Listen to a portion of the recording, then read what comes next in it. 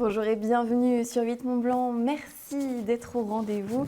Il est 18h, l'heure de votre nouveau journal à la une de ce mardi 7 février.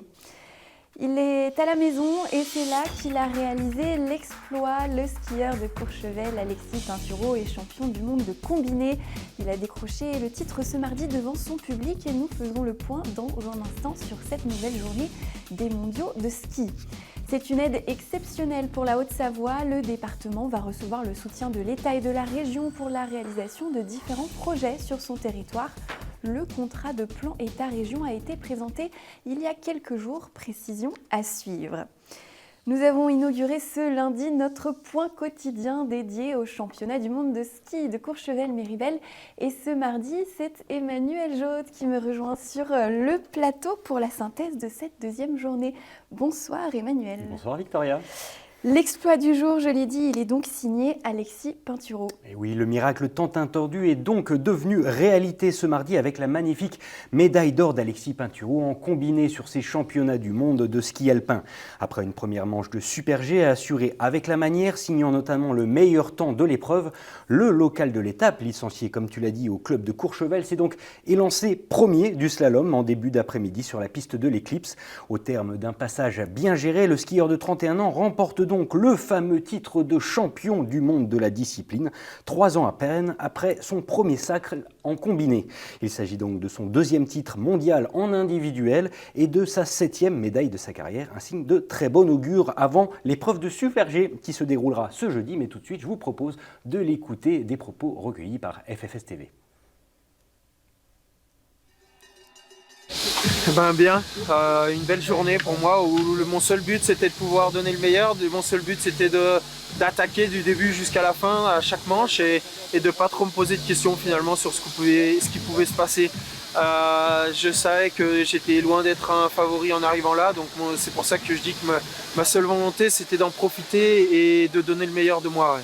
C'est tout simplement extraordinaire de pouvoir partager ça avec le public français, de partager ça avec ma famille, les amis, des connaissances que je connais, que je vois au jour le jour et toute l'année. Donc c'est quelque chose qui sera gravé en moi à jamais. Ouais.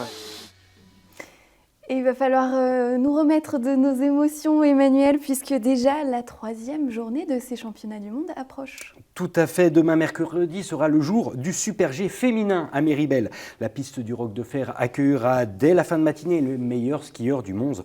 L'occasion pour nous de retrouver Tessa Worley, Romane Miradoli ou autre Laura Gaucher. On l'espère au top de leur forme pour en découdre. Ce sera aux alentours de 11h30. Sinon, pour être tout à fait complet, du côté de Courchevel, la piste de l'Éclipse sera dédiée aux entraînements des descendeurs. Nous suivrons tout cela avec attention. Merci beaucoup Emmanuel. Avec plaisir, Victor. Et nous restons en montagne. Les vacances d'hiver ont débuté vendredi pour la zone A. 8 académies, dont Grenoble, Bordeaux ou encore Poitiers, sont donc en congé pour 15 jours. Pour les stations de Savoie-Mont-Blanc, les semaines à venir sont les plus chargées de la saison. À Avoria, les professionnels sont prêts, même s'ils n'ont pas eu beaucoup de répit depuis décembre. Nous avons fait le point avec eux. Regardez. Elle est l'une des 2 plus hautes stations de Haute-Savoie. Avoria a été relativement épargnée par le manque de neige en début de saison. Avec un domaine ouvert par moment à seulement 60% pendant les vacances de Noël et une affluence record, la gestion des flux a tout de même donné quelques sueurs aux professionnels. On a été obligé de bloquer la route plusieurs fois parce que c'était saturé en termes de sécurité. On a même cessé les ventes de forfaits une journée parce que là aussi il y avait trop de monde sur les pistes et la sécurité a pris le dessus. Alors on est bien conscient que ça génère des insatisfaits. C'est évidemment pas notre métier de refuser des ventes et de refuser des vacanciers, mais à un moment donné, il y a un arbitrage à faire et le contexte était tel qu'on n'a pas trop eu le choix. C'est un cas un peu particulier à la Haute-Savoie. Il y a Flaine, pour échanger avec mes collègues qui ont connu la même chose, avec eux le Grand Massif où c'est aussi la seule station d'altitude et tout le bassin de clientèle.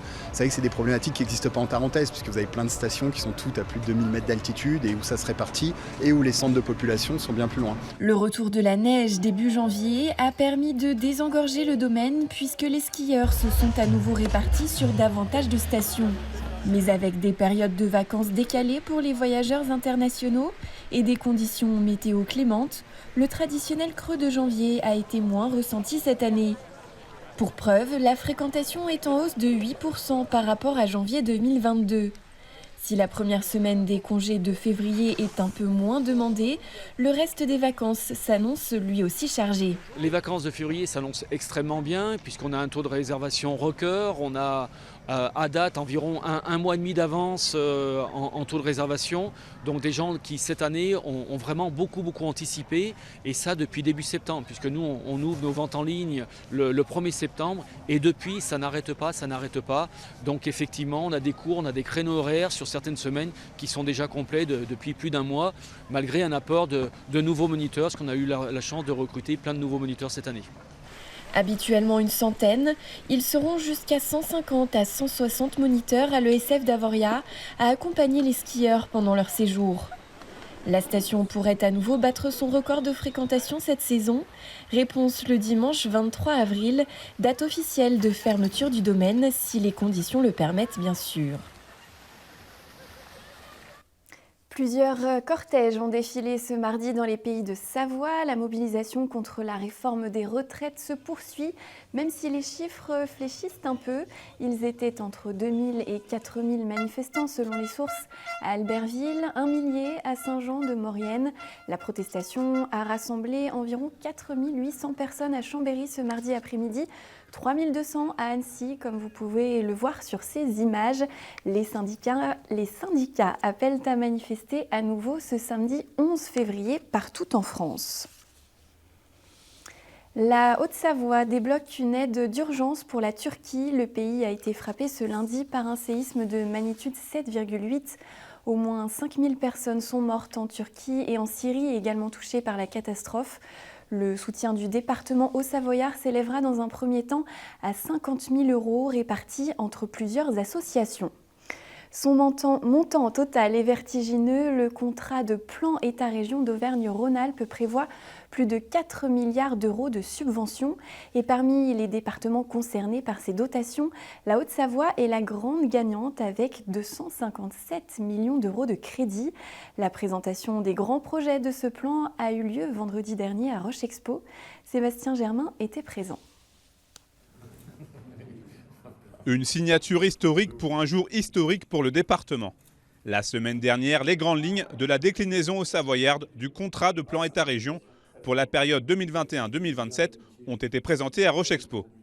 Et avec une somme record de plus de 257 millions d'euros destinée au projet au Savoyard, ce CPER est déjà totalement inédit. Juste pour que vous ayez en tête, ça va être plus pour la Haute-Savoie que la métropole de Lyon. Donc voilà, c'est vraiment un peu un coup de cœur. Et aussi un territoire qui le mérite parce qu'il y a plein de choses qu'on doit faire. C'est un montant qui est record. Juste pour avoir en tête, mes prédécesseurs à la région avaient signé 2 fois moins. Moi, vous le savez, j'aime ce territoire de Haute-Savoie. On essaye de faire des choses qui sont très concrètes, que les gens vont voir autour d'eux, des projets un peu partout, sur tout le territoire, et où on se projette vers l'avenir. Ce contrat de plan État-région va donc accompagner financièrement le département pour une trentaine de réalisations sur l'ensemble du territoire au Savoyard. Et dans cette liste non exhaustive, on peut citer l'extension du campus de Groisy, la réhabilitation des haras d'Annecy, la restauration de la buvette Cacha à Évian, la construction du nouveau siège de la Fédération française de ski à Mété, le Sétim à Cluse ou encore la future Haute-Savoie Arena. La particularité ici en Haute-Savoie, c'est que le département, mais autant que le département la région, on est le département de toute la région qui met le plus. Et notamment parce qu'on s'est mis d'accord sur la sélection des projets, et notamment parce que pour l'Assemblée départementale, on n'a pas d'état d'âme, puisqu'il y a tous les territoires qui se sont vus retenir un projet, et dans des domaines complètement différents. Je l'ai dit, il y a de l'économique, il y a du social, il y a de l'environnemental.